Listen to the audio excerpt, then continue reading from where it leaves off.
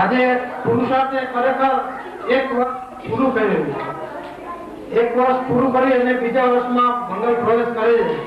મને ખ્યાલ છે એટલે જ્યારે પહેલા વર્ષે પ્રવેશ કર્યો ત્યારે ખરેખર સ્કૂલની સ્થિતિ જોતા આપણે ત્યારના બાળકો પણ એટલા નહોતા અને અત્યારનું જે હિત દેખાય છે તે જોતા ખરેખર જેને કહીને કે માણસ ખરેખર નામ હોય ને તેવો ખરેખર એવો નામ હોય તેવો પ્રગતિ કરવી એ ઘણું બધું કઠિન છે.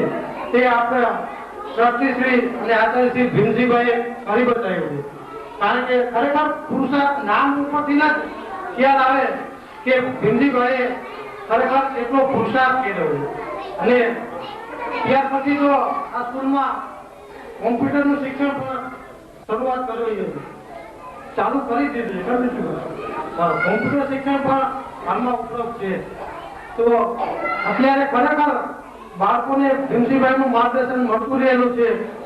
તેમજ સતત ને સતત એ પ્રવૃત્તિ આગળ વધારે અને આજે આપણે ખ્યાલ છે કે ત્યારે તે સ્કૂલ ખરેખર હવે આ સ્કૂલ એટલે વટવૃક્ષ બનતી જાય છે ધીમે ધીમે.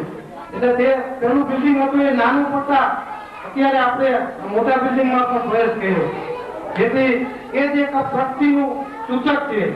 તો આવી ઉત્તરોત્તર પ્રગતિ કરતા રહે અને વિદ્યાર્થીગણ પણ ખરેખર ભીમજીભાઈનો લાભ લે એ